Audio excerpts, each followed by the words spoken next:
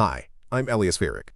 My three brothers-in-law cornered me at the family barbecue and told me I was a worthless leech who'd never amount to anything without their sister's support. They laughed as they threatened to convince Jasmine to leave me, calling me dead weight that was dragging down their family name. They didn't know that just that morning, the estate lawyer had called to inform me I was the sole beneficiary of their late father's $25 million fortune. They didn't know I could make one phone call and cut off the business loans keeping their companies afloat, loans secured by the very inheritance they mocked me for not deserving.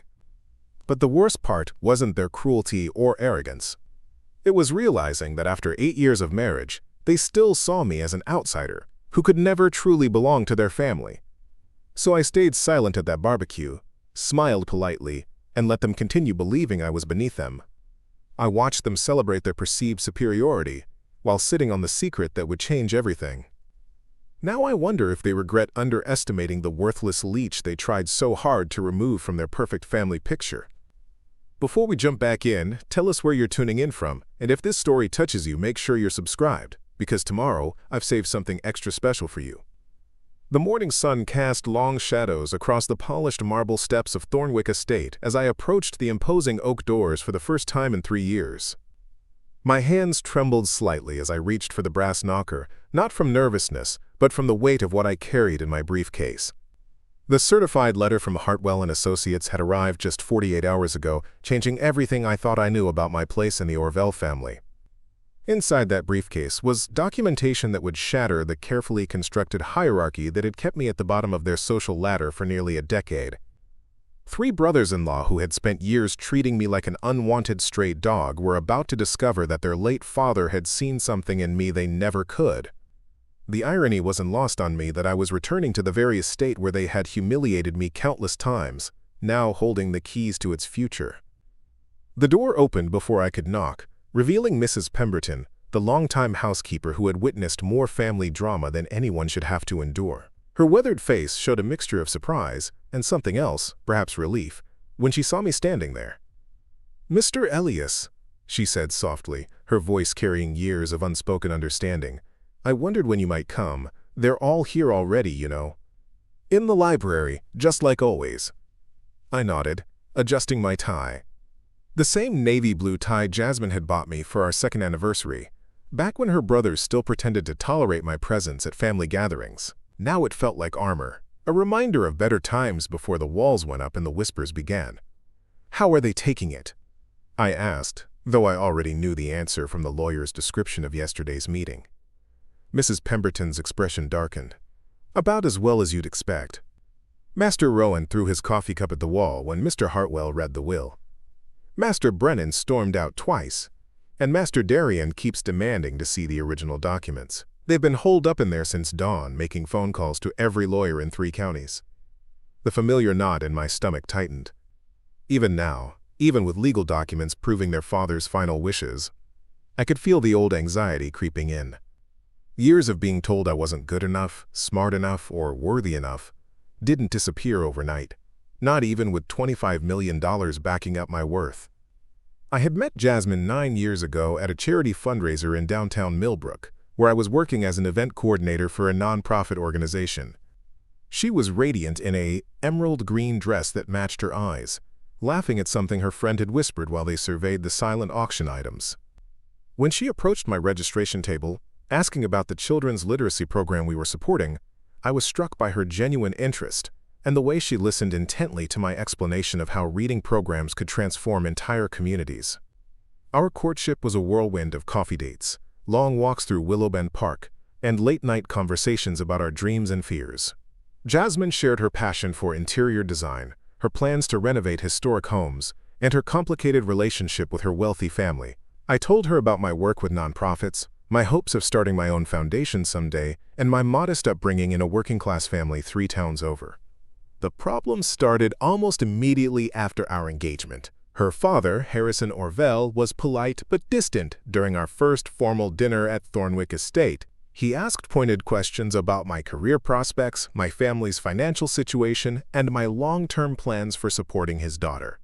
Her mother, Callista, was cordial enough, though I caught her exchanging meaningful glances with her sons throughout the evening. But it was the brothers who made their feelings crystal clear from day one. Rowan, the eldest at 34, ran the family's real estate empire with an iron fist and a condescending smile. He made it a point to mention his Harvard MBA at least 3 times during our first conversation, along with subtle digs about people who work for causes instead of profit. Brennan, 2 years younger and equally arrogant, managed the family's investment portfolio and never missed an opportunity to discuss his latest financial conquests. He had a particular talent for steering conversations toward topics I knew nothing about, then watching with barely concealed amusement as I struggled to keep up with talk of derivatives, hedge funds, and offshore accounts. Darian, the youngest brother at 29, was perhaps the most cutting of all. An attorney who specialized in corporate law, he wielded his intellect like a weapon, dissecting everything I said with the precision of a surgeon and the cruelty of a bully. He never directly insulted me, but his comments were designed to highlight my lack of formal education, my modest income, and what he termed my unrealistic idealism. The wedding was beautiful, held in the estate's rose garden on a perfect spring morning. Jasmine looked like something out of a fairy tale, and for a few hours I actually believed I might find acceptance in her family. Harrison's toast was gracious, if somewhat generic, and even the brothers managed to smile for the photographer. But I noticed the whispered conversations that stopped when I approached. The way certain family friends were introduced to Jasmine's new husband, with barely concealed pity in their voices. The honeymoon period, both literal and figurative, lasted about 6 months. Jasmine and I were happy in our small apartment in Millbrook's historic district, where she had started her interior design business and I continued my nonprofit work. We hosted dinner parties for our friends, took weekend trips to antique markets, and talked about buying a house and starting a family. But the family gatherings became increasingly uncomfortable.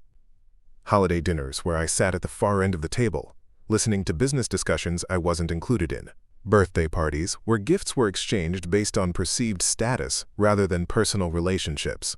Country club events where I was introduced as Jasmine's husband rather than by name, as if my identity was solely defined by my marriage to their sister. The breaking point came during Harrison's 65th birthday celebration 2 years into our marriage. The entire extended family had gathered at Thornwick Estate for a weekend of festivities, and I had foolishly hoped this might be my chance to finally connect with my in-laws.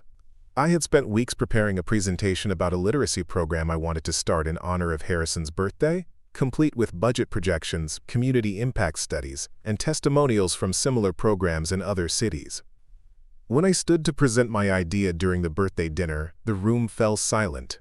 I spoke passionately about the program's potential to help underserved families, the long-term benefits to the community, and how the Orville family's support could make a real difference in hundreds of lives. I thought I saw approval in Harrison's eyes, maybe even pride. Then Rowan cleared his throat. "That's very admirable, Ellias," he said with that particular tone that made my skin crawl. "But perhaps you don't understand how serious philanthropy actually works. This isn't about feel-good projects that make you sleep better at night. It's about strategic giving that creates lasting change and, frankly, provides appropriate tax benefits." Brennan jumped in without missing a beat. "The numbers don't make sense either. You're talking about a significant investment with no measurable return on capital. Any competent financial advisor would laugh you out of the room." Darian delivered the killing blow with surgical precision. "I appreciate your enthusiasm, but this kind of grassroots approach is exactly why most charitable initiatives fail. You need legal structure, regulatory compliance, and professional oversight. This reads like something a college student might propose for a class project." The room erupted in polite laughter, the kind that cuts deeper than outright mockery. Jasmine reached for my hand under the table, but I could see the embarrassment in her eyes.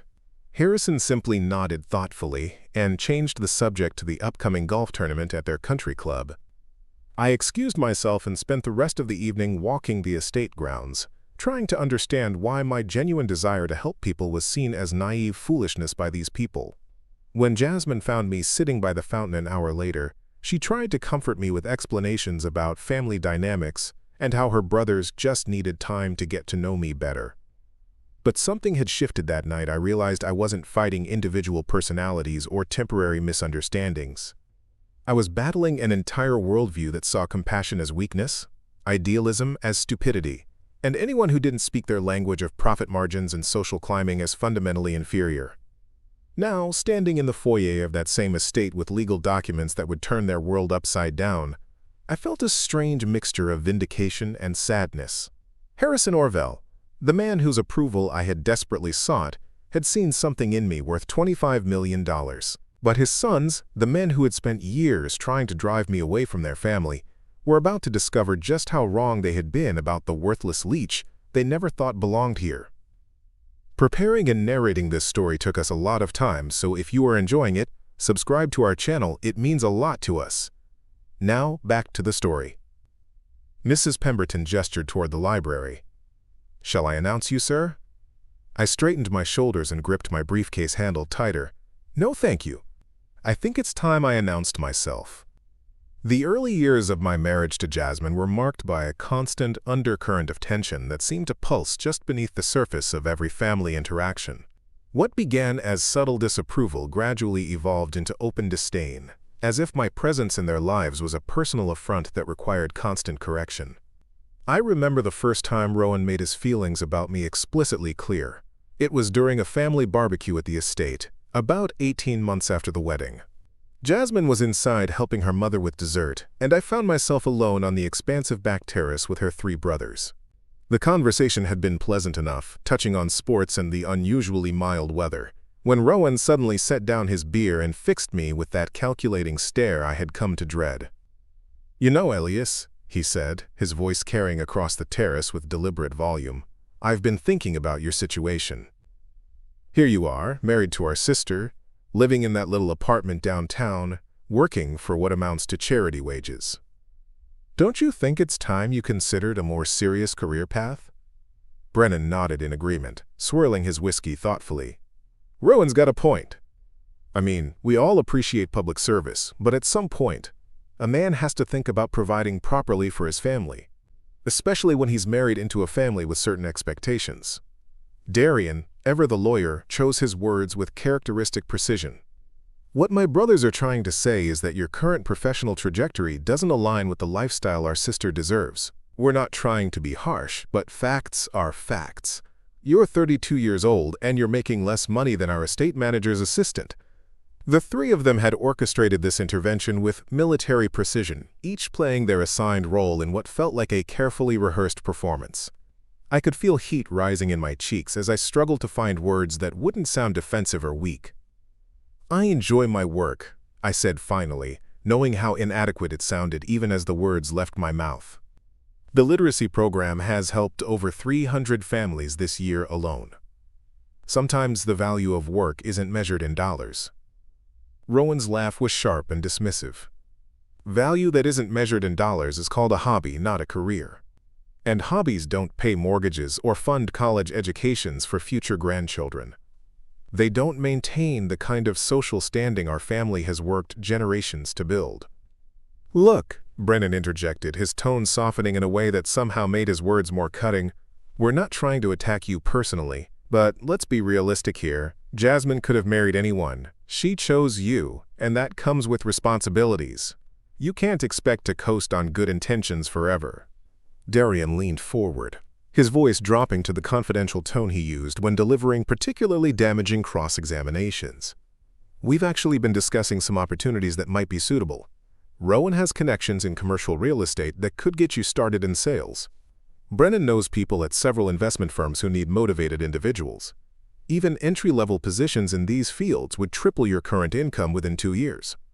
I felt trapped, cornered by their logic and their certainty that they knew what was best for everyone involved.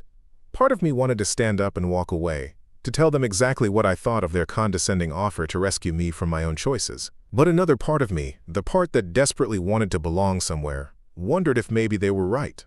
Maybe I was being selfish, clinging to work that fulfilled me personally while failing to provide the security my wife deserved. "I appreciate the thought," I said carefully, "but I need to discuss any major career changes with Jasmine first. This affects her too." Rowan's expression hardened slightly.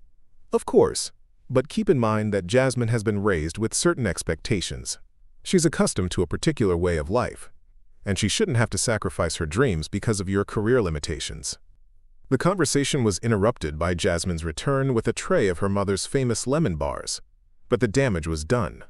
I spent the rest of the afternoon feeling like an imposter at my own family gathering, acutely aware of every expensive watch, every designer shirt, every casual reference to vacation homes and investment properties that highlighted the gulf between my world and theirs. That night, as we drove home to our apartment, I tried to bring up the conversation with Jasmine. She listened quietly as I described her brothers, job suggestions, their concerns about my earning potential, and their thinly veiled implications that I was somehow shortchanging our marriage. "They mean well," she said finally, her voice careful and measured. "They just want to see us secure and happy. But they don't understand that money isn't everything to everyone." I wanted to believe her reassurance, but something in her tone suggested she had heard similar conversations before, possibly from perspectives I wasn't privy to. Over the following months, I became increasingly aware of subtle changes in our relationship dynamics that seemed to echo her brother's concerns. Jasmine started mentioning houses for sale in upscale neighborhoods, casually bringing up friends who were buying vacation homes or remodeling their kitchens. She subscribed to architectural magazines filled with million-dollar renovations and began attending charity galas where the suggested donation amounts exceeded my monthly salary. None of this was accusatory or demanding, but the message was clear. She was surrounded by a lifestyle I couldn't provide. The breaking point in my relationship with her brothers came during Harrison's funeral 3 years ago. The patriarch's death had been sudden, a massive heart attack that left the entire family reeling. In the chaos of grief and funeral arrangements, I tried to step up and help however I could. I coordinated with the catering company, managed parking logistics, and handled dozens of phone calls from business associates offering condolences. But instead of gratitude, my efforts were met with barely concealed irritation. Rowan informed me that funeral arrangements were family business and suggested I focus on supporting Jasmine emotionally, rather than trying to manage details I didn't understand. Brennan criticized my choice of flowers, claiming they didn't reflect the appropriate level of dignity for a man of Harrison's stature. Darian questioned every decision I had made, from the parking arrangements to the selection of pallbearers, as if my judgment was inherently suspect. The final blow came during the wake, when I overheard a conversation between the 3 brothers in Harrison's study. I had been looking for Jasmine to let her know that several of her college friends had arrived, when I heard my name mentioned through the partially open door. "This whole situation just proves my point," Rowan was saying, his voice tight with frustration. "He means well, but he has no idea how to handle anything at this level. Did you see him trying to direct the funeral home staff? It was embarrassing." "The man rearranged Dad's memorial flowers because he thought they looked too formal," Brennan added with incredulous laughter. "Too formal for a funeral. I mean, what kind of judgment is that?" Darian's response was the most cutting of all. "He's completely out of his depth, and he doesn't even realize it. This is what happens when someone tries to punch above their weight class. It's not his fault, really, but it's becoming a problem for all of us." "Jasmine deserves better than this," Rowan concluded. "She deserves someone who can match her intelligence, her social skills, her family background. Someone who belongs in our world instead of someone we have to constantly make excuses for." I stood frozen in the hallway, feeling like I had been punched in the stomach. These were the men I had spent 4 years trying to win over, the brothers-in-law I had hoped might eventually accept me as family. Instead, I was overhearing them discuss my inadequacies like a problem to be solved. When I finally found Jasmine, she was accepting condolences in the main parlor, surrounded by family friends who had known her since childhood. She looked beautiful and composed, every inch the gracious daughter of a respected family patriarch. Watching her interact with these people, seeing how naturally she fit into their world of quiet wealth and social connections, I felt the full weight of my outsider status. That night, after the last guest had left and the caterers had cleaned up, I sat alone in our apartment, trying to process what I had heard. Jasmine was exhausted from the day's emotional toll, and I didn't have the heart to burden her with my own hurt feelings. But the conversation haunted me, replaying in my mind with painful clarity. Over the following months, the dynamic shifted even more dramatically. Family invitations became less frequent, and when we did attend gatherings, I felt increasingly isolated from the conversations and activities. The brothers stopped trying to include me in their discussions about business or family matters, treating me more like a spouse's +1 than a member of the family. Jasmine seemed to sense the growing tension, but her attempts to address it only highlighted the problem. She started defending my career choices to her family, explaining why nonprofit work was meaningful and important. She made sure I was included in conversations, sometimes in ways that felt forced and artificial. She even suggested we skip certain family events to avoid uncomfortable situations. All of this well-intentioned protection only reinforced my sense that I was a burden that required management rather than a partner who belonged naturally in her world. The harder she tried to create space for me and her family, the more obvious it became that space didn't exist organically. The situation reached its nadir 6 months ago, during what would turn out to be the last family gathering I would attend before today. It was Callista's birthday celebration, an elegant dinner party at the estate with about 30 guests. I had been seated at a table with several business associates of the family, all successful professionals with impressive credentials and expensive suits. The conversation naturally turned to career achievements and business ventures, with each man sharing stories of recent successes and upcoming projects. When the inevitable question came about my own work, I tried to explain the impact of our latest literacy initiative, the partnership we had developed with local schools, and the measurable improvements we were seeing in reading comprehension scores among participating students. The response was polite, but dismissive. These men dealt in concrete achievements measured by revenue growth, market expansion, and profit margins. My stories about individual families whose lives had been changed by access to books and tutoring sounded quaint and small by comparison, like a hobby rather than a serious professional endeavor. But it was the conversation I wasn't part of that hurt the most. At the family table, where Jasmine sat with her mother and brothers, I could see animated discussions about business ventures, family investments, and strategic planning. They spoke a language of financial sophistication that I had never learned, referencing people and places and opportunities that existed in a world I could observe but never truly enter. When we drove home that night, Jasmine was quieter than usual. Finally, as we pulled into our apartment complex, she turned to me with an expression I had never seen before, a mixture of love and sadness that made my chest tighten. "Ellias," she said softly, "are you happy with how things are going? I mean, really happy?" The question caught me off guard because it forced me to confront truths I had been avoiding for months. Was I happy living on the periphery of her family's world? Was I satisfied with a marriage that required constant translation and mediation? Was I content knowing that the people closest to my wife saw me as a disappointment she had settled for?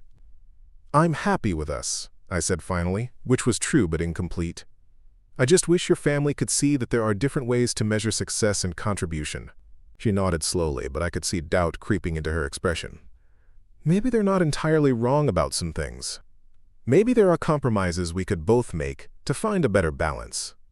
That conversation marked the beginning of a slow drift in our relationship, a gradual erosion of the easy partnership we had once shared. Jasmine started working longer hours on her design projects, often with clients whose lifestyles more closely matched her family's expectations. I threw myself deeper into my nonprofit work, finding validation in an environment where my values and contributions were appreciated. We were still married, still living together, still going through the motions of partnership, but something essential had shifted. The external pressure from her family had created internal pressure in our relationship, forcing us to question assumptions we had never had to examine before. Neither of us could have predicted that Harrison's will would change everything, that the man whose approval I had desperately sought would ultimately validate my worth in a way that would shock everyone who had dismissed me. As I stood outside the library door at Thornwick Estate, preparing to face the 3 men who had spent years trying to drive me away, I realized that this moment would define not just my future, but the future of our entire family dynamic. The time for being the outsider who apologized for his presence was over. Today, I would discover what it felt like to hold the power that had always belonged to someone else. The walk from the foyer to the library at Thornwick Estate felt longer than I remembered, each step echoing off the mahogany-paneled walls lined with oil paintings of distinguished Orville ancestors. These halls had once intimidated me with their obvious displays of generational wealth and social standing. Now, with legal documents in my briefcase confirming my inheritance of this very estate, the portraits seemed less imposing and more like silent witnesses to the dramatic reversal about to unfold. Mrs. Pemberton had disappeared discreetly after announcing my arrival, leaving me alone with my thoughts as I approached the heavy walnut doors of Harrison's former sanctuary. The library had always been the heart of family decision-making, where Harrison held court during business discussions and where his sons continued to gather for their strategic planning sessions. It seemed fitting that this room would witness the revelation that would reshape everything they thought they knew about power and belonging in the Orville family. I paused outside the doors, listening to the muffled voices within. Even through the thick wood, I could hear the tension in their conversation, the sharp edges of frustration and disbelief that had apparently dominated their discussions since yesterday's reading of the will. Rowan's voice was the loudest, punctuated by what sounded like his fist hitting the mahogany conference table that dominated the center of the room. "There has to be an error," he was saying, his usual composure cracking under stress. "Dad wouldn't have made this kind of decision without consulting us. $25 million plus the estate, plus controlling interest in 3 major properties? It doesn't make sense." Brennan's response carried the analytical tone he used when dissecting investment strategies, but with an underlying panic I had never heard before. "I've been over Dad's financial records for the past 18 months. There's no indication he was planning anything like this. His conversations with me about estate planning suggested a traditional division among immediate family members." "Which is exactly why we need to challenge this legally," Darian interjected with the authoritative voice he used in courtrooms. "Undue influence, diminished capacity, fraudulent documentation, there are dozens of potential grounds for contesting a will this irregular." Dad was grieving Mom's death, possibly not thinking clearly about long-term consequences. The irony wasn't lost on me that these 3 men who had spent years questioning my intelligence and judgment were now scrambling to understand a decision made by the father they had always considered the ultimate authority on matters of family and business. Harrison Orville had been known throughout Millbrook's business community for his sharp analytical mind and careful strategic planning. The idea that he would make a $25 million mistake was laughable, but desperation had apparently clouded their usual logical thinking. I checked my watch, noting that I was exactly on time for the meeting I had scheduled through the estate attorney. The punctuality wasn't accidental. I had learned over the years that small demonstrations of competence and reliability could speak louder than grand gestures, especially when dealing with people predisposed to dismiss your capabilities. My appearance had been carefully planned as well. The charcoal gray suit was well-tailored but not flashy, projecting quiet confidence without ostentation. My shoes were polished leather, conservative but expensive enough to suggest I understood the importance of details. The briefcase was genuine leather, worn enough to suggest practical use rather than showy newness. Everything about my presentation was designed to challenge their preconceptions about my sophistication and business acumen. The transformation wasn't just external. Over the past 3 years, since Harrison's death and the gradual deterioration of my relationship with Jasmine's brothers, I had thrown myself into professional development with single-minded determination. The nonprofit sector had provided opportunities for growth that went far beyond my original job description, requiring me to master skills in financial management, strategic planning, grant writing, and organizational leadership. I had completed executive education programs at Wharton and Stanford, funded through professional development scholarships that recognized excellence in nonprofit management. I had served on boards of directors for 3 different charitable organizations, learning the intricacies of fiduciary responsibility and governance oversight. I had managed budgets exceeding $2 million, coordinated multi-state initiatives, and developed partnerships with corporate sponsors whose executive teams had initially been skeptical of my qualifications. Most importantly, I had discovered that the compassion and idealism that Rowan, Brennan, and Darian had dismissed as naive weakness were actually my greatest professional strengths. The ability to connect with people across different socioeconomic backgrounds, to understand and address complex social problems, and to build consensus among diverse stakeholders had proven invaluable in ways that traditional business education couldn't replicate. The consulting firm I had started 18 months ago was already generating significant revenue by helping corporations develop authentic community engagement strategies. Major companies were discovering that meaningful social responsibility required more than writing checks. It required understanding community needs, building genuine partnerships, and measuring success through metrics that went beyond simple financial returns. My client list included 3 Fortune 500 companies, 2 major foundations, and a state government agency working on educational reform initiatives. The work was challenging and financially rewarding, but more importantly, it validated my belief that business success and social impact weren't mutually exclusive goals. None of this professional growth had been visible to Jasmine's family because our interactions had become increasingly limited and superficial. They saw me at holiday gatherings and family celebrations, where I continued to play the role of the quiet, slightly overwhelmed outsider who didn't quite fit into their world. I had made a conscious decision not to correct their misperceptions, partly out of exhaustion with constantly having to prove myself, and partly because their dismissive attitude had become a useful shield that allowed me to focus on building something meaningful without their interference or judgment.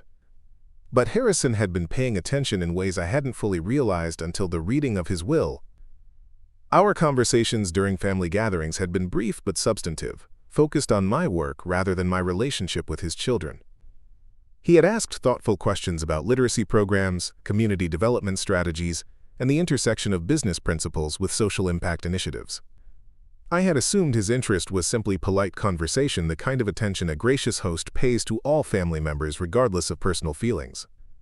Now I understood that he had been evaluating my character, my judgment, and my potential for stewardship of the family's resources in ways that his sons had never considered.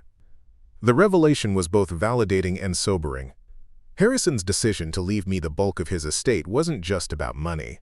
It was a statement about values, about the kind of leadership he wanted to see guiding the family's future philanthropic endeavors. The inheritance came with implicit responsibilities that went far beyond personal wealth accumulation.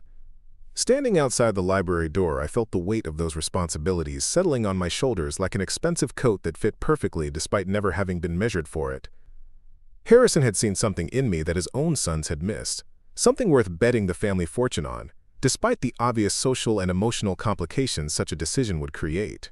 The voices inside the room had grown quieter, suggesting their initial outrage was giving way to strategic planning mode. This was when the three brothers were most dangerous, when they moved past emotional reactions toward coordinated action designed to protect their interests. I had seen them operate this way during business negotiations and family crises, each brother contributing his specialized skills toward achieving shared objectives. Rowan would approach the problem from a business perspective, analyzing financial implications and potential countermoves. Brennan would focus on the numbers, looking for discrepancies or oversights that could be exploited to challenge the will's validity. Darian would examine legal options, searching for procedural irregularities or technical grounds for invalidating Harrison's final wishes. Together they represented a formidable opposition that would require careful navigation and strategic thinking to overcome. But for the first time in our long, complicated relationship, I held advantages they couldn't simply dismiss or override through superior social positioning. I had legal documentation establishing my rights as primary beneficiary. I had professional credentials that demonstrated competence in managing significant financial resources. Most importantly, I had the moral authority that came from being specifically chosen by their father for this role, despite their obvious disapproval and years of attempted sabotage. The time for apologetic explanations and defensive justifications was over. Today marked the beginning of a new dynamic where respect would be earned through demonstrated capability rather than granted through inherited privilege or social connections. I straightened my tie one final time, gripped the handle of my briefcase, and knocked firmly on the library door. The conversation inside stopped immediately, replaced by a silence that felt heavy with anticipation and dread. "Come in," Rowan called, his voice attempting to project authority despite the circumstances that had already undermined his traditional position of family leadership. I opened the door and stepped into the room where everything was about to change, where three men who had spent years trying to diminish me were about to discover the true cost of their miscalculations. The library's atmosphere was thick with tension as I entered, three pairs of hostile eyes tracking my movement from the doorway to the leather chair that had been placed facing the massive mahogany table where Harrison used to conduct his business meetings. The symbolism wasn't accidental. They had positioned themselves behind the table like judges at a tribunal, with me relegated to the supplicant's chair where I had sat during so many uncomfortable family discussions over the years. Rowan sat in the center, occupying Harrison's former seat with the presumptuous authority of someone who had never questioned his right to inherit leadership of the family. His usually immaculate appearance showed signs of stress. His tie was slightly askew, his shirt sleeves were rolled up, and there were dark circles under his eyes that suggested he had spent the night strategizing rather than sleeping. Brennan flanked him on the right, surrounded by stacks of financial documents, legal pads covered with calculations, and his laptop computer displaying what appeared to be complex spreadsheets. His nervous energy was evident in the way he clicked his pen repeatedly, a habit that had always emerged during high-stakes business negotiations. Darian occupied the left position, his legal training evident in the methodical organization of documents spread before him. Multiple copies of the will, estate planning regulations, and what looked like precedent cases were arranged in neat piles, each marked with colored tabs and handwritten notes. His expression carried the cold, analytical focus he used when preparing to demolish opposing arguments in court. The room itself seemed to reflect the gravity of the situation. Heavy burgundy drapes blocked most of the natural light, leaving the space illuminated by the warm glow of brass table lamps that cast dramatic shadows across the book-lined walls. The air smelled of leather, old paper, and the lingering traces of Harrison's favorite pipe tobacco, scents that had once intimidated me but now felt like familiar allies in this confrontation. I took my time settling into the chair, placing my briefcase on the floor beside me and adjusting my position with deliberate calm. The small delay served multiple purposes. It demonstrated that I wasn't intimidated by their theatrical setup, it gave me a moment to assess their emotional state, and it established that I would control the pace of this conversation rather than simply reacting to their agenda. "Ellias," Rowan began, his voice carrying the condescending tone I had endured for nearly a decade. "I'm sure you understand why we asked you here. This situation with Dad's will is obviously some kind of mistake that needs to be resolved quickly and quietly, before it becomes a public embarrassment for everyone involved." The presumption in his statement was breathtaking. Even faced with legal documentation that explicitly contradicted his expectations, he was still operating from the assumption that he could dictate the outcome of this situation. Years of unquestioned authority within the family had apparently left him unable to process scenarios where his wishes weren't automatically granted. "Actually," I replied, keeping my voice steady and professional, "I understand exactly why I'm here. Your father made a deliberate decision about the disposition of his estate, and that decision is now being implemented according to his explicit instructions." Brennan leaned forward, his financial expertise evident in the precision of his response. "Come on, Ellias. You can't seriously believe that Dad intended to leave you $25 million, plus controlling interest in properties worth another $15 million. We're talking about $40 million in assets being transferred to someone with no experience managing investments of this magnitude." The familiar sting of being dismissed as incompetent hit exactly as intended, but this time I had the armor of legal documentation and professional achievement to deflect their condescension. More importantly, I had finally reached the point where their opinion of my capabilities mattered less than the objective evidence of my qualifications. "Your father seemed confident in my ability to handle these responsibilities," I said calmly. "Perhaps he had information about my qualifications that you weren't aware of." Darian's laugh was sharp and dismissive. "What qualifications? Running a literacy program? Organizing charity events? Those are nice hobbies, but they hardly constitute preparation for managing a multi-million-dollar estate with complex business holdings and tax obligations." The moment had arrived to begin revealing the depth of their miscalculations about my professional development. I opened my briefcase and withdrew a leather portfolio containing credentials they had never bothered to learn about during their years of systematic dismissal. "Actually," I said, sliding the first document across the table, "I hold an executive certificate in nonprofit management from Wharton's continuing education program. I've also completed advanced coursework in financial planning and estate management through Stanford's executive education division."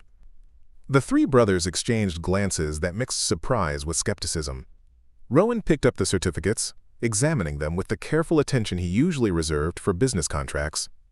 His expression showed the first crack in his confident assumption that this meeting would proceed according to his expectations. "I currently serve on the boards of directors for 3 different charitable organizations," I continued, "with combined annual budgets exceeding $8 million. My consulting firm has generated over $2 million in revenue during the past 18 months, working with Fortune 500 companies on community engagement and social responsibility initiatives." Brennan's pen clicking had stopped abruptly. He stared at the financial statements I had placed in front of him, documents that showed business income and professional credentials that contradicted everything he thought he knew about my capabilities. Furthermore, I added, withdrawing the final set of documents from my portfolio, your father and I had several detailed conversations about estate planning, philanthropic strategies, and his vision for the family's legacy. These weren't casual social exchanges. They were substantive business discussions about stewardship and responsibility. The silence that followed was different from the hostile tension that had greeted my arrival. This was the uncomfortable quiet that occurs when fundamental assumptions are challenged by irrefutable evidence. The three men who had spent years treating me like an intellectually inferior outsider were confronting proof that their assessment had been completely wrong. Darian was the first to recover, his legal training kicking in as he searched for ways to challenge evidence that didn't align with his preferred narrative. Even assuming these credentials are legitimate, there's still the question of undue influence. Dad was grieving Mom's death, possibly vulnerable to manipulation by someone positioned to exploit his emotional state. The accusation hung in the air like poison gas, designed to transform their father's deliberate decision into evidence of my manipulative character. It was a desperate move that revealed how thoroughly their worldview was being challenged by the reality of the inheritance. I felt anger rising in my throat, but I had learned over the years that emotional reactions only gave them ammunition for further dismissal. Instead, I reached for the final document in my briefcase, the one that would make their desperate accusations look even more foolish. Your father's decision wasn't impulsive or emotional, I said, placing a thick folder on the table. He began estate planning modifications over 2 years ago, well before his health declined. These documents include correspondence with his attorney, financial advisors, and tax specialists, all confirming that he spent months deliberating about the best way to ensure his philanthropic vision would be realized. I opened the folder to reveal letters, memos, and meeting notes that chronicled Harrison's careful consideration of various options for estate distribution. The documentation showed a methodical decision-making process that considered multiple factors, including his assessment of his children's priorities, their demonstrated commitment to charitable work, and their ability to manage complex philanthropic initiatives. One particularly interesting document, I continued, selecting a letter dated 15 months earlier, is this correspondence with his financial advisor, where he explicitly states his concern that his son's focus on profit maximization might not align with his desire to create lasting positive social impact. Rowan's face had gone pale as he read his father's words describing his disappointment with my children's inability to understand that wealth carries responsibilities beyond personal accumulation. The letter detailed Harrison's observation that his sons viewed charitable giving as a tax strategy rather than a moral obligation. Brennan grabbed for the financial projections that accompanied the letter, documents showing Harrison's analysis of different inheritance scenarios and their likely outcomes. The numbers made clear that he had considered traditional equal distribution among his children, but had concluded that approach wouldn't achieve his philanthropic objectives. "This is impossible," Brennan said, his voice cracking slightly. "Dad never expressed these concerns to us directly. If he had problems with our approach to business or charity work, why didn't he discuss it with us?" The question revealed the fundamental blindness that had led to this moment. For years, they had assumed their father's polite silence indicated approval of their priorities and values. They had never considered that his growing involvement with charitable organizations might represent implicit criticism of their own choices. "Perhaps," I suggested quietly, "he tried to have those conversations, but you weren't listening. Or perhaps he realized that your fundamental values were too different from his to make those discussions productive." The truth of that statement was evident in their stunned expressions. They were discovering that the father they thought they knew, the man whose approval they had taken for granted, had been quietly evaluating their character and finding them wanting in ways they had never imagined. Darian made one final attempt to regain control of the narrative. "Even if these documents are authentic, the will can still be challenged on grounds of testamentary capacity. We can bring in medical experts, psychological evaluations, witnesses to Dad's mental state during his final months." The threat was delivered with his usual courtroom confidence, but I could hear desperation underneath the professional bluster. He was grasping at increasingly thin legal theories because the evidence was demolishing every assumption that had supported their sense of entitlement to their father's estate. "You're certainly welcome to try," I replied, standing and beginning to gather my documents, "but you should know that your father anticipated that possibility. He underwent comprehensive medical and psychological evaluations as part of the estate planning process, specifically to prevent any challenges based on mental capacity. I placed the final document on the table, a psychiatrist's report confirming Harrison's complete mental competency, dated just 3 months before his death. The evaluation had been conducted by one of the most respected forensic psychiatrists in the state, making any challenge based on diminished capacity virtually impossible to sustain. He also left video testimony explaining his decisions, I added, recorded in the presence of 3 witnesses and his attorney. The recording makes clear that he understood exactly what he was doing and why he was doing it. The devastating completeness of Harrison's preparation was finally sinking in. This wasn't a mistake or an oversight. It was a carefully orchestrated transfer of responsibility from sons who had disappointed him to a son-in-law who had earned his respect through demonstrated character and competence. As I snapped my briefcase closed and prepared to leave, Rowan made one last desperate attempt to salvage his authority. "This isn't over, Ellias. Family is family, and blood is thicker than whatever legal documents you're hiding behind. We'll find a way to protect what Dad really would have wanted." I paused at the door, looking back at 3 men who had spent years trying to diminish me and were now facing the consequences of their systematic miscalculations. For the first time in our relationship, I held all the power, and they were the ones scrambling to justify their position. "You're right about one thing," I said quietly. "This isn't over. But it's also not beginning the way you expected.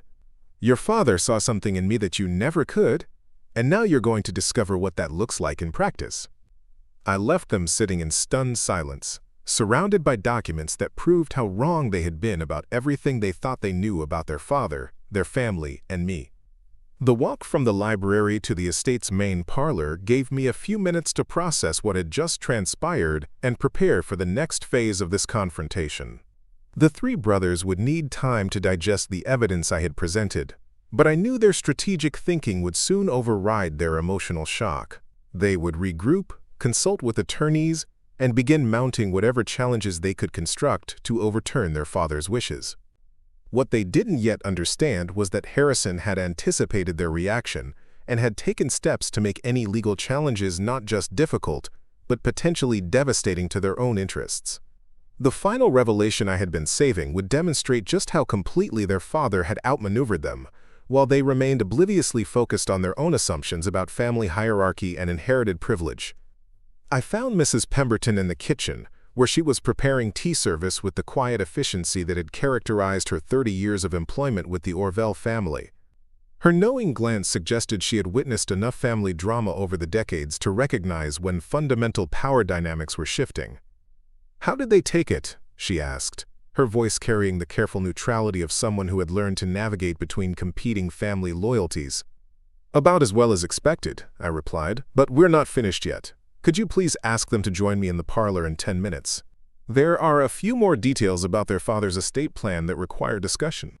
She nodded, setting down the silver teapot with hands that showed only the slightest tremor. Mrs. Pemberton had been present for Harrison's final months, and I suspected she knew more about his state of mind and decision-making process than she had shared with his children. Her loyalty to the family extended beyond simple employment. She had genuine affection for Harrison and shared his concerns about the direction his sons had taken. The parlor had always been Harrison's preferred location for important family announcements. It was here that he had shared news of business acquisitions, charitable commitments, and major family decisions that required everyone's attention and agreement. The room's formal elegance, with its antique furniture and portraits of distinguished ancestors, was designed to remind family members of their responsibilities to past and future generations. I positioned myself near the marble fireplace, where Harrison used to stand during his most serious family discussions. The symbolism felt appropriate. I was about to reveal information that would fundamentally alter the brothers' understanding of their position within the family structure, just as their father had done so many times before. The sound of footsteps in the hallway announced their arrival. They entered together, their body language suggesting they had spent the intervening minutes developing a coordinated strategy for whatever came next. Rowan led the way, his composure partially restored, followed by Brennan with his laptop and financial documents, and Darian carrying a legal pad covered with notes that undoubtedly outlined potential challenges to the will. You said there were additional details to discuss, Rowan began, his tone attempting to project authority despite his obviously weakened position. If you're hoping to negotiate some kind of compromise arrangement, we might be willing to consider reasonable modifications to Dad's will. The presumption that I would want to compromise, that I would be intimidated by their threatened legal challenges, revealed how little they still understood about the strength of my position. They were still operating from the assumption that this was a negotiation between equals, rather than the implementation of their father's final instructions. Actually, I said, settling into the wingback chair that Harrison had always favored for important conversations, I wanted to share some information about your current financial situation that your father asked me to communicate after his will was read. The three brothers exchanged glances that mixed confusion with growing apprehension. They had clearly expected either conciliation or continued argument, not additional revelations about their personal finances. I opened my briefcase and withdrew a folder that Harrison had personally sealed and instructed should only be opened in my presence after the inheritance was revealed. Inside were financial statements, loan documents, and business records that would demonstrate the full extent of their dependence on their father's continued support. Your father was more involved in your individual business operations than you realized, I began, spreading the documents across the coffee table. Rowan, your real estate empire is currently carrying $18 million in debt secured primarily by personal guarantees that your father co-signed. The balloon payments on 3 major properties are due within the next 14 months. Rowan's confident expression faltered as he recognized the loan documents I was displaying. His recent expansion into commercial development had been financed through aggressive borrowing that assumed continued access to family resources for covering shortfalls and meeting payment obligations. Brennan, I continued, your investment portfolio includes several high-risk positions that are currently underwater by approximately $4 million. Your margin calls are being covered by automatic transfers from the family trust, transfers that will cease now that the trust structure has changed. The color drained from Brennan's face as he stared at printouts showing his leveraged positions and exposure to market volatility that could trigger catastrophic losses if not carefully managed. His reputation as a financial genius was built on risk-taking that was sustainable only with family resources providing a safety net. And Darian, I said, placing the final set of documents on the table, your law firm's expansion into corporate litigation has been funded through business loans that list the family estate as collateral. The partnership agreements you signed include personal liability clauses that could trigger bankruptcy if the firm fails to meet its revenue projections. The three men sat in stunned silence as the implications of their financial vulnerability became clear. For years, they had operated their individual businesses with the confidence that came from unlimited family backing, taking risks and making commitments that assumed Harrison's continued support would always be available. Your father understood that his financial support had created a situation where you were unable to accurately assess risk or develop sustainable business practices, I explained. He was concerned that continued subsidies would prevent you from learning crucial lessons about accountability and consequences. Rowan found his voice first, his words tight with barely controlled panic. Are you threatening to cut off our business funding? Because if you are, you'll destroy 3 successful companies and put dozens of employees out of work. The desperate attempt to frame his financial dependence as concern for employees was pathetically transparent. These were men who had spent years lecturing me about business acumen and financial sophistication, now revealed to be completely dependent on family subsidies they had taken for granted. I'm not threatening anything, I replied calmly. I'm simply explaining the reality of your situation. Your father's will includes detailed instructions about how the family's business interests should be managed going forward. I withdrew the final document from Harrison's sealed folder, a comprehensive business plan that outlined his vision for transitioning his sons toward financial independence. The document revealed months of careful analysis of their operations, identification of sustainable versus speculative ventures, and specific recommendations for restructuring their businesses to operate without family subsidies. He developed individual action plans for each of your companies, I continued, designed to help you build genuinely profitable operations while gradually reducing dependence on family funding. The timeline allows 18 months for complete transition to independent financing. Brennan grabbed for the document, his hands shaking slightly as he read his father's detailed analysis of his investment strategies and their long-term sustainability. The report was brutally honest about his over-reliance on family resources and his tendency to pursue high-risk speculation rather than sound financial planning. "This is insane," he said, his voice cracking. "Dad never said anything about forcing us into financial independence. We thought he was proud of our success, our expansion, our willingness to take on bigger challenges. He was proud of your ambition," I acknowledged, "but concerned about your judgment. He felt that unlimited access to family money had prevented you from developing the discipline and risk assessment skills that successful business leaders require." Darian was frantically taking notes, his legal mind searching for ways to challenge what was clearly a comprehensive and carefully considered plan. Even if these documents are legitimate, they can't be binding on the new estate executor. You have discretion about how to manage family business interests. The observation was technically correct, but strategically irrelevant. Harrison had structured the business transition plan not as legal obligations, but as conditions for continued family support. The brothers could choose to reject his guidance, but doing so would mean forfeiting access to the resources that kept their companies operational. "You're right," I agreed. "I do have discretion, but I also have your father's explicit instructions about what he believed would be best for your long-term development as business leaders and family members." I stood and walked to the window overlooking the estate's meticulously maintained gardens, where Harrison used to spend hours walking and thinking about complex problems. The view reminded me of our conversations about leadership, responsibility, and the difference between enabling dependence versus encouraging growth. "Your father's primary concern wasn't punishing you for past mistakes," I said, turning back to face them. "He wanted to create conditions that would help you become the kind of men he always hoped you could be. Men who could build something meaningful without relying on inherited advantages." The room fell silent as the full scope of Harrison's strategy became clear. This wasn't just about punishing his sons for disappointing him.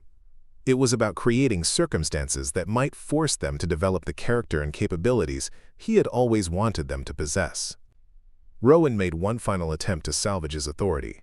"You can't seriously think we're going to accept this situation. We have lawyers, connections, resources you don't understand.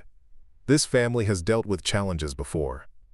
"Actually," I replied, reaching for my phone, "there's one more thing your father wanted me to share." I pressed play on a video file that filled the screen with Harrison's familiar face, recorded in this very room just 2 months before his death. His voice filled the parlor with calm authority as he began to speak directly to his sons. "Rowan, Brennan, Darian, if you're watching this, it means I'm gone and Ellias is implementing the estate plan we developed together. I know you're angry, confused, probably planning to fight his authority through legal challenges. Before you do that, I want you to understand something important." The three brothers sat frozen, listening to their father's voice delivering a message that would shatter their final hopes of overturning his decisions. Ellias didn't manipulate me or influence my thinking. He simply demonstrated qualities that I had hoped to see in my own children: genuine concern for others, willingness to work without recognition, ability to build something meaningful rather than simply inheriting privilege.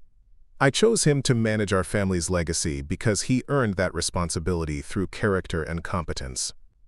Harrison's recorded image looked directly into the camera with the steady gaze that had commanded respect in boardrooms across the state. If you choose to challenge this will, you should know that doing so will trigger additional provisions that will completely disinherit you from any family assets. Ellias will have documentation of every business loan, personal guarantee, and financial commitment that depends on family support. A legal challenge will result in immediate termination of that support and potential bankruptcy for all 3 of your companies. The devastating completeness of Harrison's preparation was finally revealed. He had anticipated every possible response and had structured the inheritance to make opposition not just futile but catastrophically self-destructive. "I love you all," Harrison continued, his voice softening slightly. "But love sometimes requires difficult lessons. Ellias will help you transition to financial independence if you're willing to work with him. If you choose pride over wisdom, you'll discover what it's like to build something from nothing, the way I did 60 years ago." The video ended with Harrison's gentle smile, the same expression he had worn during our private conversations about family, responsibility, and the true meaning of success. The parlor was completely silent except for the ticking of the antique grandfather clock in the corner. 3 men who had arrived expecting to intimidate me into accepting a compromise were now confronting the reality that their father had outplayed them so thoroughly that resistance would mean professional and financial suicide. I closed my phone and looked at each of them in turn. "Your father's offer stands. Work with me to transition your businesses toward sustainability, accept his guidance about building genuine success, and maintain your roles in the family business structure. Or reject his plan and discover what it means to operate without the safety net you've always taken for granted. The choice was entirely theirs, but for the first time in our relationship, the consequences of their decision would be entirely mine to control. As I packed my documents and prepared to leave them with their thoughts, I realized that this moment represented more than just a reversal of family power dynamics.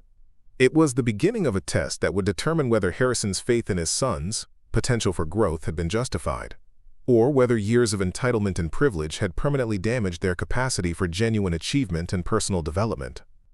The phone call started within hours of leaving Thornwick Estate. Word travels fast in Millbrook's business community, especially when it involves the Orville family fortune, and Harrison's unconventional inheritance decision was already generating conversations across the city's professional networks. The first call came from Margaret Thorne, Harrison's longtime business partner in several commercial real estate ventures. Her voice carried a mixture of relief and vindication that suggested she had been waiting for this conversation for quite some time. "Ellias, I hope you don't mind me calling directly, but I heard about Harrison's will, and there are some things you need to know about how his sons have been conducting business since his death," she said. Things that Harrison would have been appalled by if he had lived to see them. Margaret's revelations opened a window into systematic patterns of unethical behavior that went far beyond the financial dependence I had already uncovered. Over the past 3 years, while operating under the assumption that they would eventually inherit full control of the family business interests, the three brothers had made decisions that prioritized short-term profits over the ethical standards Harrison had always maintained. Rowan's real estate empire had been built partly through predatory practices that targeted vulnerable property owners. He had used aggressive tactics to acquire properties from elderly residents and struggling families, offering below-market prices while implying that foreclosure was imminent. Several families had lost homes that had been in their possession for generations, sold under pressure to a buyer they trusted because of the Orville family reputation. Brennan's investment strategies had involved insider trading schemes that skirted the edges of legality while clearly violating the spirit of fair market practices.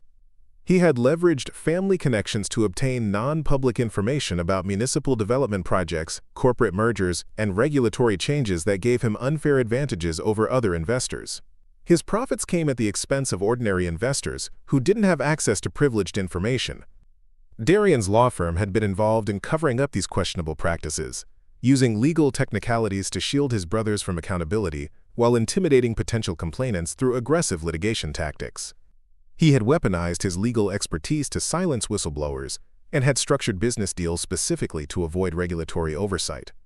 The pattern that emerged from multiple conversations with Harrison's former business associates was disturbing, but not entirely surprising. The same arrogance and sense of entitlement that had characterized their treatment of me had extended to their professional relationships, where they had exploited their family name and inherited advantages to engage in practices that were legally permissible but morally questionable. What made their behavior particularly egregious was the way they had used Harrison's reputation as cover for their activities. Business partners who had trusted them because of their father's integrity had been manipulated and deceived, while community members who respected the Orville family name had been taken advantage of by sons who had inherited privilege without inheriting character. The scope of potential victims was staggering. Over 30 families had been affected by Rowan's predatory real estate practices. Dozens of investors had lost money because of Brennan's insider trading advantages. Multiple whistleblowers had been silenced by Darian's intimidation tactics, preventing accountability that might have stopped the pattern years earlier. As evidence accumulated from phone calls, emails, and face-to-face meetings with affected parties, I realized that Harrison's decision to disinherit his sons wasn't just about their treatment of me or their lack of philanthropic commitment. He had somehow become aware of their systematic abuse of the family reputation and had structured his will to prevent them from continuing to exploit the trust and respect he had spent decades building in the community. The story broke 3 weeks later in the Millbrook Tribune under the headline, "Orville's Sons Face Ethics Investigation Following Inheritance Dispute." The article was meticulously researched, featuring interviews with affected families, financial experts, and former business associates who had remained silent for years but were now willing to speak publicly about the brothers' questionable practices. The timing wasn't coincidental. Word of the inheritance had already spread through Millbrook's business community, and several victims had independently contacted the newspaper with their stories once they realized Harrison's sons were no longer protected by their father's reputation and family wealth. The inheritance revelation had emboldened people who had previously been afraid to challenge the Orville family's influence. The article's impact was devastating and immediate. Rowan's real estate empire faced a cascade of legal challenges as families who had been pressured into selling their properties filed lawsuits claiming fraud and predatory practices. The City Planning Commission announced an investigation into potential zoning violations and permit irregularities in several of his development projects. 3 major lending institutions froze his credit lines pending their own internal reviews. Brennan's investment portfolio collapsed within days as regulators launched investigations into potential insider trading violations. The Securities and Exchange Commission issued subpoenas for 5 years of trading records, focusing particularly on transactions that occurred shortly before public announcements of municipal development projects. Several of his largest clients withdrew their accounts, unwilling to risk association with potential criminal activity.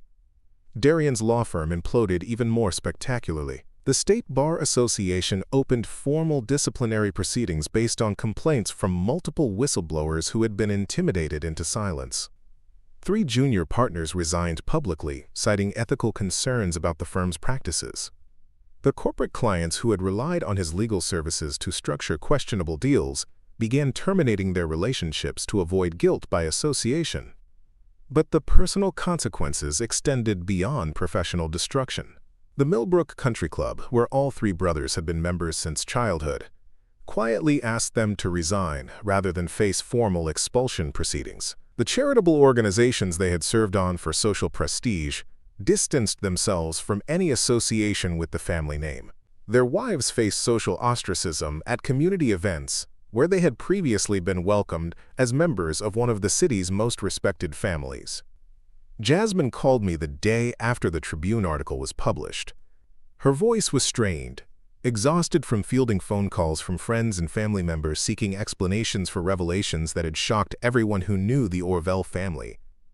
"Ellias," she said quietly, "I need to ask you something, and I need you to be completely honest with me. Did you orchestrate this media exposure as revenge for how my brothers treated you?"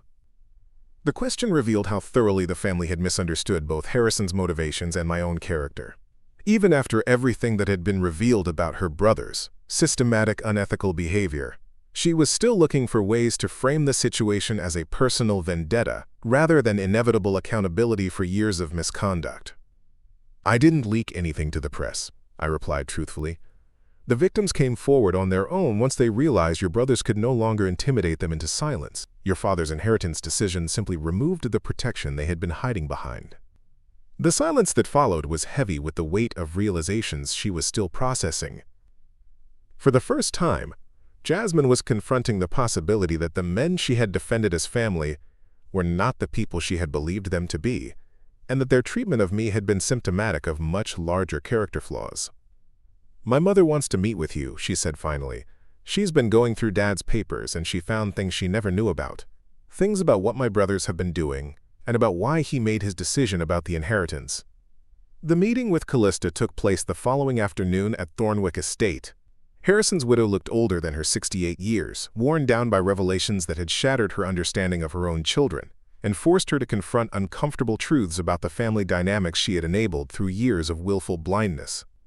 "I owe you an apology," she said without preamble as we sat in Harrison's former study. "I knew my sons treated you poorly, and I allowed it to continue because I thought it was just sibling rivalry taken too far. I never imagined they were capable of the things that are being reported in the newspapers."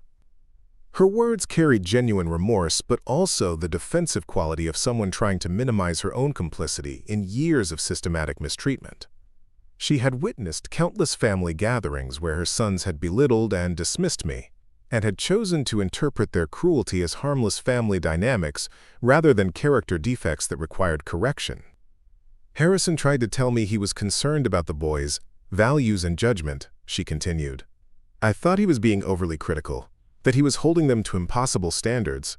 Now I understand he was trying to protect the family reputation from their behavior." The reckoning was complete. 3 men who had spent years exploiting their inherited advantages to harm others while dismissing the son-in-law they considered beneath them were now facing the consequences of their choices. Their professional reputations were destroyed, their financial empires were collapsing, and their social standing had evaporated overnight. Most importantly, the family members who had enabled their behavior were finally confronting the truth about the men they had protected and the innocent people they had allowed to be hurt through their willful blindness. 9 months later, I stood in the conference room of the newly established Orwell Foundation for Economic Justice, looking out at 37 families who had been victims of predatory business practices throughout Millbrook. The foundation's mission was simple but powerful: to provide legal assistance, financial counseling, and advocacy services to individuals who had been exploited by people in positions of power and privilege. The foundation's first major initiative involved helping families recover properties that had been acquired through deceptive practices. Working with a team of ethical attorneys, we had successfully challenged 12 property transfers, resulting in either full restoration to original owners or fair market compensation for families who had been pressured into unfavorable sales. Mrs. Eleanor Martinez, whose family home had been in her possession for 4 generations before Rowan's aggressive acquisition tactics forced her into selling, was among the first to have her property fully restored. "Mr. Elias," she said after the meeting, her eyes bright with tears of relief, "I never thought I would see my grandmother's house again. When that man told me I had no choice but to sell, I believed him because of who his family was. Thank you for showing me that power doesn't always protect people from consequences." The financial counseling program had helped 18 families restructure debt that had been accumulated through predatory lending schemes. Many of these families had been targeted specifically because of their economic vulnerability, offered loans with hidden fees, and balloon payments that were designed to trigger default and property seizure. The foundation worked with ethical financial institutions to provide legitimate refinancing options and legal protection from future exploitation. But perhaps the most meaningful work involved the Whistleblower Protection Program. We had established a confidential reporting system that allowed individuals to expose unethical business practices without fear of retaliation. The program included legal representation, temporary financial assistance, and job placement services for people who risked their livelihoods to protect others from harm. The foundation's work wasn't about revenge against Rowan, Brennan, and Darian, though their victims certainly benefited from the accountability their exposure had created. It was about addressing the systemic problems that had allowed their behavior to continue unchecked for years. People with inherited advantages and social connections had exploited those benefits to harm vulnerable community members, confident that their status would protect them from consequences. Harrison's inheritance had given me the resources to challenge that assumption. More importantly, it had given me the credibility and authority to create systems that would prevent similar exploitation in the future. The personal cost of this work had been significant. My marriage to Jasmine had ended quietly 6 weeks after the foundation launched. She never explicitly blamed me for her brother's downfall, but the weight of family loyalty and social pressure had made it impossible for her to fully support work that highlighted their victims' suffering. We parted without animosity, both recognizing that our fundamental values had proven incompatible under pressure. "I understand why you're doing this," she said during our final conversation in the apartment we had shared for 8 years. "I even respect it. But I can't be married to someone whose life's work involves exposing my family's failures, even if those failures deserve to be exposed." Her honesty was painful but not unexpected. The inheritance had changed more than just financial dynamics. It had forced everyone in the family to choose between comfortable denial and uncomfortable truth. Callista had chosen differently. Harrison's widow had become one of the foundation's most dedicated volunteers, working directly with families who had been harmed by her son's business practices. Her participation was both penance and genuine commitment to honoring her late husband's values in ways she had failed to do while he was alive. "I can't undo the years I spent looking the other way," she told me during one of our foundation planning meetings. "But I can make sure other families don't suffer because powerful people aren't held accountable for their actions." The foundation's success had attracted attention from other communities dealing with similar problems. We had received requests for assistance from 3 neighboring counties, and several major corporations had approached us about developing ethical business practice training programs for their employees. But the work that meant the most to me personally involved mentoring young professionals who had been dismissed or underestimated in their own family or workplace environments. Every month, I met with individuals who had been told they weren't smart enough, sophisticated enough, or connected enough to succeed in competitive professional environments. Your worth isn't determined by other people's recognition, I told them during our group sessions. It's determined by your character, your effort, and your commitment to using whatever success you achieve to help others who face similar challenges. Standing in that conference room, watching families rebuild their lives with dignity and support, I realized that Harrison's inheritance had given me something more valuable than financial security. It had given me the opportunity to transform personal pain into purposeful action, to use the platform that came with inherited wealth to amplify voices that had been systematically silenced. The three men who had spent years trying to convince me I didn't belong in their world had inadvertently taught me the most important lesson of my life. Belonging isn't about being accepted by people who share your circumstances, it's about accepting responsibility for people who don't.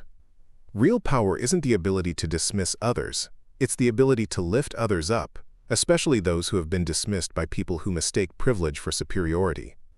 Up next, you've got two more standout stories right on your screen. If this one hit the mark, you won't want to pass these up. Just click and check them out. And don't forget to subscribe and turn on the notification bell so you don't miss any upload from us.